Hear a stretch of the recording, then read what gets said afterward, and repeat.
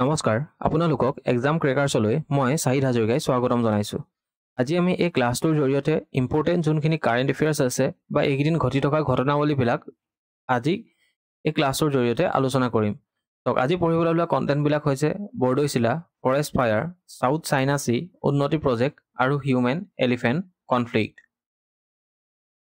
তাৰে প্ৰথমটো টপিক হৈছে বৰদৈচিলা। আমি ইয়াক বৰদৈচিলা বুলি নিলিখি প্ৰি মনচুন ৰেইন বুলি ইয়াত উল্লেখ কৰিছোঁ। এতিয়া প্ৰি মনচুন ৰেইন বুলি উল্লেখ কৰাৰ কাৰণটো কি চাওক, আমাৰ ইয়াত মনচুন জেনেৰেলি আৰম্ভ হয় জুন মাহমানৰ পৰা, কিন্তু বৰ্তমান সময়ছোৱাত কি হোৱা দেখা গৈছে, আমাৰ অসমত ধাৰাসাৰ বৰষুণ হোৱা দেখা গৈছে, ধুমুহা অহা দেখা গৈছে। আৰু এই সময়ছোৱাত ডেট ইজ মাৰ্চ, এপ্ৰিল, মে, এই সময়ছোৱাত যি বৰষুণৰ প্ৰভাৱ দেখা যায় তাক কি বুলি কোৱা হয়, প্ৰি মনচুন ৰেইন বুলি কোৱা হয়, প্ৰাক মৌচুমী বতাহ। আৰু এই সময়ছোৱাতে কি হয়, আমাৰ অসমত বিশেষকৈ যি বতাহ বলে তাকে কি বুলি কোৱা হয়, বৰদৈচিলা বুলি কোৱা হয়। ইয়াত এটা নিউজ আহিছে যে IMD predict rainfall and thunderstorm in next 5 days across north east. সমগ্ৰ নৰ্থ ইষ্টতে অহা 5 দিনত কি হৈছে যে খুব বেছি ৰেইনফলৰ থাণ্ডাৰষ্টৰ্ম হ'ব বুলি প্ৰেডিক্ট কৰিছে। এতিয়া আমাৰ দেশত প্ৰি মনচুন যি ৰেইন আহে তাৰ মেকানিজমটো কি, আমি এবাৰ সেইটো চাই লওঁ আহক। মাৰ্চ মাহমানৰ আৰম্ভণিৰ পৰা কি হয় যে আমাৰ দেশৰ ওপৰত, আৰু যেতিয়া পৃথিৱীখন মুভ কৰি থাকে তেতিয়া আমাৰ দেশৰ ওপৰত সূৰ্যৰ ৰশ্মি পাৰ্পেণ্ডিকুলাৰকৈ সূৰ্যৰ ৰশ্মি পৰিবলৈ লয়। মানে আমাৰ পৃথিৱীৰ ওপৰত সূৰ্যৰ ৰশ্মি পোনপটীয়াকৈ চিধাকৈ পৰিবলৈ লয়। ইয়াৰ ফলত কি হয় যে যেতিয়া ডাইৰেক্ট সূৰ্যৰ ৰশ্মি আমাৰ ভাৰতৰ ওপৰত যেতিয়া পৰিব তেতিয়া আমাৰ দেশত কি হয়, লাহে লাহে টেম্পাৰেচাৰ বৃদ্ধি পায়। ডেট ইজ মাৰ্চ মাহমানৰ পৰা আমাৰ ইয়াত গৰম হ'বলৈ আৰম্ভ কৰে। এতিয়াও আমাৰ অসমত যদিও ঠাণ্ডা হয় তথাপিও এনেকুৱা কলকাতা বা বেংগলোৰ ফালে এলেকাত এতিয়াও কিমান হৈ আছে, প্ৰায় নিয়াৰ এবাউট 35-40 ডিগ্ৰী চেলচিয়াছ হৈ আছে। তো যেতিয়া সেই এলেকাবিলাক বহুত বেছি গৰম হৈ গৈছে তেতিয়া কি হ'ব, সেই এলেকাবিলাকত ল' প্ৰেছাৰ জোন বনিব। মানে মই কি কৈছোঁ চাওক, সূৰ্যৰ ৰশ্মি যেতিয়া আমাৰ ভাৰতৰ ওপৰত পোনপটীয়াকৈ পৰিব তেতিয়া এনেকুৱা অংশত কি হ'ব, ল' প্ৰেছাৰ জোন বনিব। মানে এনেকুৱা অংশত যোনখিনি বায়ু আছে সেই বায়ুখিনি কি হ'ব, এক্সপাণ্ড কৰিব আৰু এক্সপাণ্ড কৰি ওপৰলৈ গুচি যাব। তলত বায়ুৰ অভাৱ হৈ থাকিব, মাটিৰ পৃষ্ঠভূমিত বায়ুৰ অভাৱ হৈ থাকিব আৰু সেইবাবে তাত কি বনিব, ল' প্ৰেছাৰ জোন বনিব। এতিয়া কিন্তু সূৰ্যৰ ৰশ্মি ডাইৰেক্ট পৰিছে এইফালে, কিন্তু সূৰ্যৰ ৰশ্মি ডাইৰেক্টটো এইফালেতো পৰা নাই, মানে ভাৰতৰ একেবাৰে তল ফালে, মানে সাগৰৰ ফালেতো পৰা নাই। তো সাগৰৰ এলেকাটোত কি বনিব, হাই প্ৰেছাৰ জোন বনিব। আৰু আমি জানো যে হাই প্ৰেছাৰ জোনৰ পৃষ্ঠভূমিৰ পৰা ল' প্ৰেছাৰ জোনৰ পৃষ্ঠভূমিলৈ বতাহৰ চলন হয়। এইদৰে বতাহ এনেকৈ যাব আৰু ইয়াক কি বুলি কোৱা হয়, এই বতাহে কি কৰিব চাওক, এই হাই প্ৰেছাৰ জোনৰ পৰা যোনটো বতাহ যাব সেই বতাহত প্ৰথমতে থাকিব কি, এইটো মইষ্ট এয়াৰ হ'ব, কাৰণ ই সাগৰৰ পৰা গৈছে, লগতে কি লৈ যাব, পানীৰ কণিকা লৈ যাব।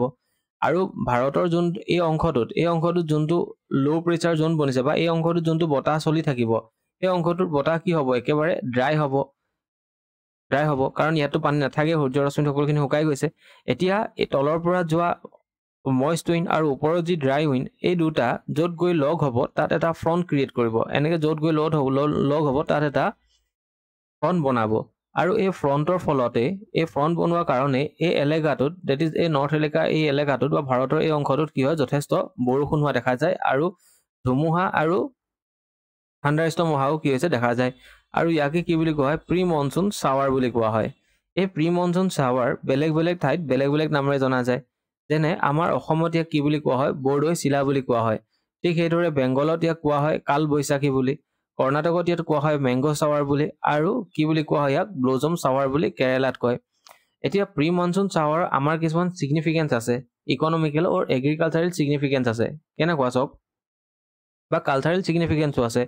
প্ৰি মনচুন শ্বাৱাৰ যেতিয়া আহিব তেতিয়া কি হৈছে, বহুতো ফেষ্টিভেল আমাৰ ভাৰতত পতা দেখা যায়। যেনে বৰদৈচিলা অহাৰ সময়ছোৱাত কি পতা হয়, বিহু পতা হয়। ঠিক তেনেকৈ বৰদৈচিলা অহাৰ পাছতে আমাৰ ইয়াত কি কৰা হয় যে বৰদৈচিলা অহাৰ পাছতে আমাৰ ইয়াত কি কৰা হয় যে ধানৰ খেতি আৰম্ভ কৰা হয়। ইয়াৰোপৰি বৰদৈচিলা কি হয় যে চাহ গছৰ যোনবোৰ পাত আছে, এই চাহ গছৰ পাতৰ বৃদ্ধিৰ বাবে কি আছে যে এই বৰদৈচিলাৰ বৰষুণ বা প্ৰি মনচুন ৰেইনফলটো বহুত বেছি ইম্পৰ্টেণ্ট হয়। ইয়াৰোপৰি কালবৈশাখীত যি বৰষুণ হয় সেই বৰষুণটো কি হয় যে ধান খেতিৰ বাবে ভাল হয়। ইয়াত নামটো আছে যে ব্লজম শ্বাৱাৰ। এই ব্লজম শ্বাৱাৰ বা মেংগ' শ্বাৱাৰত কি হয় আপোনালোকে গম পাইছে, আম পকাত সুবিধা হয় ব্লজম শাৱাৰত কি হয় যে আঙুৰ পকাত সুবিধা হয় ইয়াৰ উপৰি এইফালে বিহাৰৰ অংশত এই বতাহটোৱে কেনেকৈ সহায় কৰে বিহাৰত কি আছে যে লিচি বা বিহাৰত যি লিচু আছে সেই লিচু পকাত এই বতাহবিলাকে এই বতাহজাকে বা এই বৰষুণে সহায় কৰে এইদৰে প্ৰি মনসুন ৰেইনফলৰ আমাৰ ভাৰতত অৰ্থনৈতিক বা এগ্ৰিকালচাৰেল ইম্পেক্ট দেখা পোৱা যায় তো ইয়াৰ ওপৰত বেছ কৰি দুটা কুৱেশ্যন ৰখা হৈছে চাওক প্ৰথমটো কি কৈছে consider the following statement with respect to distribution of rainfall the monsoon rainfall has a declining trend with the increase distance from the sea মানে কি কোৱা হৈছে যে মনসুন ৰেইনফলটোৱে সাগৰৰ পৰা যিমান দূৰলৈ গৈ থাকিব সিমান কি হ'ব তাৰ ৰেইনফলত ডিক্লাইন হ'ব এইটো পইণ্টটো শুদ্ধ যেন লাগিছে তাৰপৰা কি আছে যে rainfall in sub Himalayan areas in the north east and the hills of Meghalaya exceed 200 centimetre এইটো শুদ্ধ হয় কাৰণ এই বৰষুণ এইফালে বে অফ বেংগলৰ পৰা যোৱা বতাহে ক'ত লাগিবগে আমাৰ যোনখিনি হিমালয় আছে তাত খুন্দা খাব হিমালয় পৰ্বতখিনি খুন্দা খাব আৰু তাৰ পৰা নৰ্থ ইষ্টত খুব হেভি বৰষুণ হয় গতিকে 1 আৰু 2 গোটেই দুটাই কি হয় যে শুদ্ধ হয় ইয়াত এটা কুৱেশ্যন দিয়া আছে আপোনালোকে এই কুৱেশ্যনটো কৰিবলৈ চেষ্টা কৰিব ইয়াৰ পাছত আপোনালোকে নিউজত নিশ্চয় শুনিছে যে উত্তৰাখণ্ডত দুদিনমান আগতে কি হৈছে উত্তৰাখণ্ডৰ ফৰেষ্টত জুই লাগিছে ইয়াত কোৱা হৈছে a massive fire is spreading through the forest near Nainital in Uttarakhand it has been burning for 60 hours leading to deployment of Indian air force personnel MI-17 choppers এইবিলাক লৈ জুই নুৱাবলৈ চেষ্টা কৰা হৈছে যদিও এতিয়ালৈকে সফল হ'ব পৰা নাই জুই লাগি আছে অভাৰ 142 হেক্টৰ মানে কি হৈছে ফৰেষ্ট লেণ্ড এনেকুৱা জুইত মানে বিধ্বস্ত হৈছে বুলি এই নিউজত আহিছে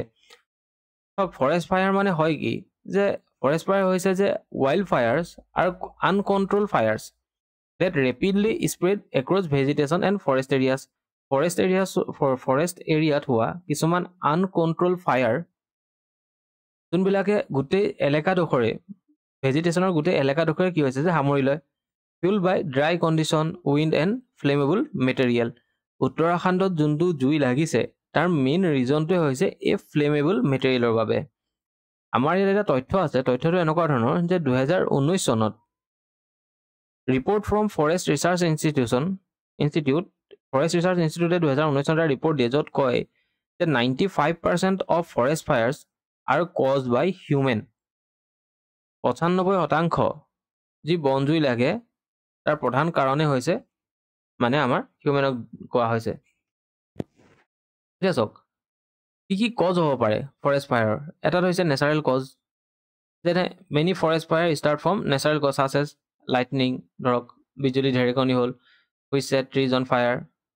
হাউএভাৰ rain extinguisher such fires without causing much damage কিন্তু বিজুলী মৰাৰ লগে লগে কি হৈছে বৰষুণো আহি যায় গতিকে তেনেকুৱা ফায়াৰে তেনেকুৱা জুয়ে কি হৈছে যে বেছি ক্ষতি কৰিব নোৱাৰে হাই এটমছফিয়াৰিক টেম্পাৰেচাৰ আৰু টেম্পাৰেচাৰ যেতিয়া বাঢ়ি যায় তেতিয়া সেই ঠাইডোখৰ হিউমিডিটি কমি যায় তেতিয়া ঠাইডোখৰ ড্ৰাই হৈ যায় আৰু সেই ড্ৰাই হোৱা জেগাডোখৰত সহজে জুই লাগিব পাৰে তেনেকুৱাতে আকৌ মেন মেড কজবিলাক আহে যেনে কি কৰা হয় চাওক যেনে চিগাৰেট বিড়ি এইবিলাকৰ তাত টুকুৰা পেলাই থৈ আহে খেতিৰ বাবে বহুত জেগা জ্বলাই দিয়া হয় আৰু এইবিলাকৰ কাৰণে কি হৈছে যে দিনক দিনে এই ফৰেষ্ট ফায়াৰ দিনক দিনে বৃদ্ধি পাবলৈ লৈছে উত্তৰাখণ্ডৰ ফৰেষ্ট ফায়াৰ উত্তৰাখণ্ডত কিয় মানে সহজে বা কিয় বাৰে বাৰে ফৰেষ্ট ফায়াৰ হোৱা দেখা যায় তো তাৰ আগতে আমি এইটো পঢ়ি লওঁ যে ফৰেষ্ট ছাৰ্ভে অফ ইণ্ডিয়াৰ যোনটো ৰিপৰ্ট আছে সেইমতে over 54% of the forest cover in India আমাৰ ভাৰতৰ 54% ফৰেষ্টে কি হয় য'ত কম বেছি পৰিমাণে জুই লাগি থাকে আৰু আমাৰ ভাৰতত 4টা এনেকুৱা ফৰেষ্ট ফায়াৰ ক্লাষ্টাৰ বনোৱা হৈছে তাৰে ভিতৰত এটা হৈছে north western Himalaya north east India central ঘাট ৱেষ্টাৰ্ণ এণ্ড ইষ্টাৰ্ণ ঘাট এনেদৰে 4টা কি কৰা হৈছে ক্লাষ্টাৰ বনোৱা হৈছে য'ত সঘনে জুই লগা বা বন জুই বা ফৰেষ্ট ফায়াৰ দেখা পোৱা যায় আৰু এই উত্তৰাখণ্ড ক'ত আছে যে নৰ্থ ৱেষ্টাৰ্ণ হিমালয়া বা নৰ্থ ইষ্টাৰ্ণ ইণ্ডিয়া এইফালে এইটো লাইনতে কি হৈছে যে এই উত্তৰাখণ্ডৰ লাই কৰে আৰু সেইটো কাৰণে বা হিমালয় এলেকাটো লাই কৰে আৰু সেইটো কাৰণে কি হয় যে বহুত বেছি জুই লগা বা বন জুই ভালনাৰেবিলিটি বহুত বেছি থাকে এতিয়া situation in the north western Himalaya কি সিচুৱেশ্যন হয় যে চাওক হিমালয় এলেকাত কি দেখা যায় পাইন গছ দেখা যায় পাইন গছ আৰু এই পাইন গছৰ পৰা বিশেষকৈ যেতিয়া পাইন গছবিলাক শুকাই যায় তেতিয়া সিহঁতৰ পৰা কি হয় এটা অইল ওলায় আৰু তাৰ নামটো হৈছে টাৰ্পেণ্টাইল অইল। এতিয়া প্ৰব্লেমটো কি হয় যে টাৰ্পেণ্টাইল অইলৰ যোনটো নেচাৰটো তাত সেইটো হৈছে এলকহলিক আৰু তাত অক্সিজেন অলৰেডি থাকে আৰু সেইবাবে হাই অক্সিডাইজিং পাৱাৰ এটা টাৰ্পেণ্টাইল অইলৰ থাকে আৰু সেইটো কাৰণে কিবাও যদি ইনফ্লেমেবল এইটো ইমানেই বেছি ফ্লেমেবল হয় কিবাও যদি ধৰক জুই লগা ছাবষ্টেঞ্চ এটা ইয়াৰ ওচৰতো পায় তেতিয়া এই টাৰ্পেণ্টাইল অইলবিলাক জ্বলি যায় আৰু সেইবাবে পাইন ট্ৰিৰ পৰা ওলোৱা এই টাৰ্পেণ্টাইল অইলবিলাক জুইৰ প্ৰতি বহুত বেছি আকৃষ্ট হোৱাৰ বাবে কি হৈছে যে এই নৰ্থ ৱেষ্টাৰ্ণ হিমালয়াছ বা নৰ্থ ইষ্টাৰ্ণ হিমালয়াছত কি দেখা যায় সঘনে জুই লগা দেখা যায়। তাৰপিছত চাওক নেক্সট আৰ্টিকল সাউথ চাইনা সি।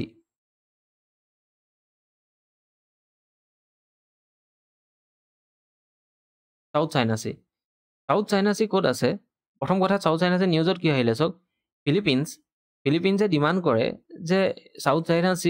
চাইনা সিত এডোখৰ আইলেণ্ড আছে যাৰ নামটো হৈছে যে ছেকেণ্ড থমাছ হ'ল। ফিলিপিনছে দাবী কৰে যে এই ছেকেণ্ড থমাছ এই আইলেণ্ডডোখৰ ফিলিপিনছৰ হয় কিন্তু চাইনাই কয় যে এই আইলেণ্ডডোখৰ মোৰ হয়। তো ৰিচেণ্টলি ফিলিপিনছে কয় আকৌ যে এই আইলেণ্ডটো চাইনাই ক্লেইম কৰিছিলে যে যি এই ছেকেণ্ড থমাছ হ'ল এই আইলেণ্ডটো আছে এইটো চাইনাৰ বুলি ক্লেইম কৰিছিলে। তো ফিলিপিনছে এতিয়া আকৌ ৰিক্লেইম কৰে যে আইলেণ্ড টুকুৰা মোৰ হয়।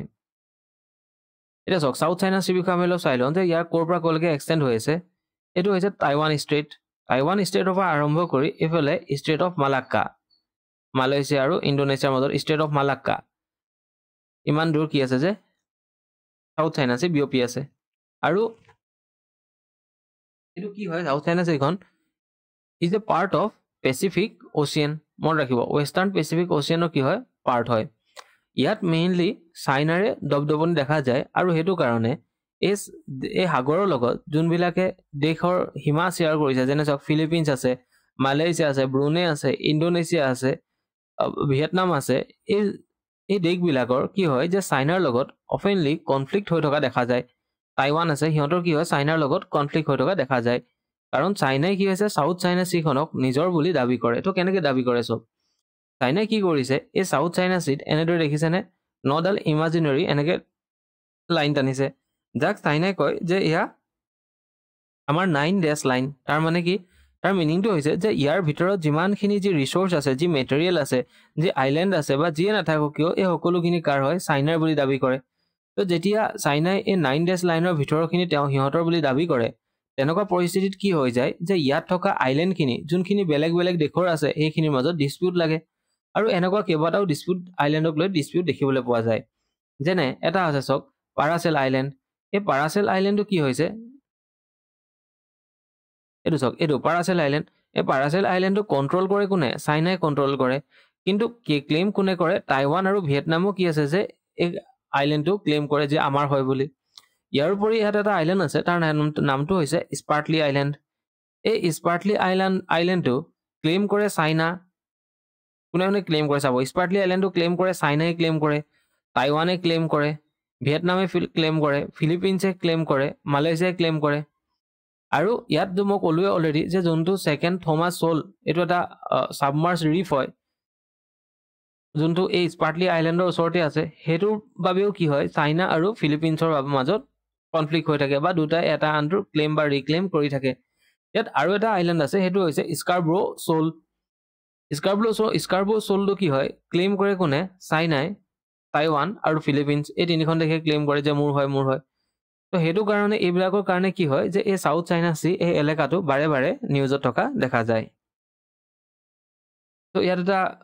কুৱেশ্যন ৰখা হৈছে যে ষ্ট্ৰেইট অফ মালাক্কা ছিপাৰেট কাক ছিপাৰেট কৰে? ইয়াৰ উত্তৰটো হ'ব কি তেতিয়াহ'লে সুমাত্ৰা আৰু মালয়েছিয়া। বাকী ইয়াত এটা কুৱেশ্যন দিয়া আছে আপোনালোকে কুৱেশ্যনটো কৰিবলৈ চেষ্টা কৰিব। নেক্সটটো হৈছে উন্নতি প্ৰজেক্ট। আপোনালোকে নিশ্চয় কেইদিনমান আগতে নিউজত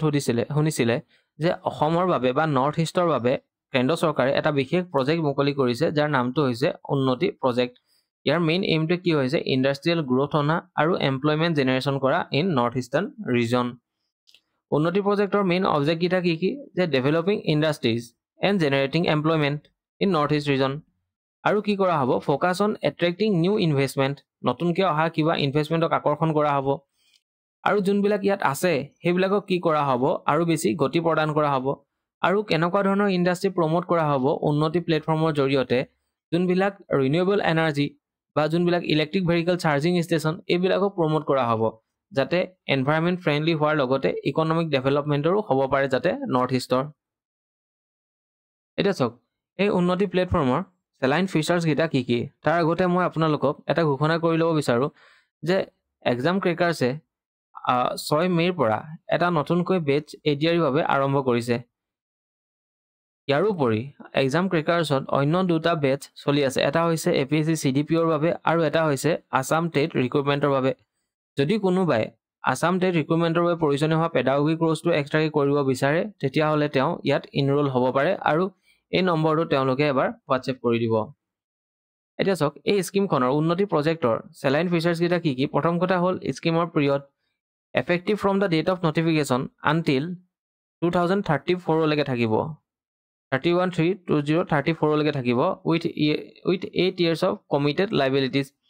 এই স্কিমখনৰ টোটেল খৰচটো কিমান আছে 10,037 crore covering a 10-year period with an additional 8 year for committed liabilities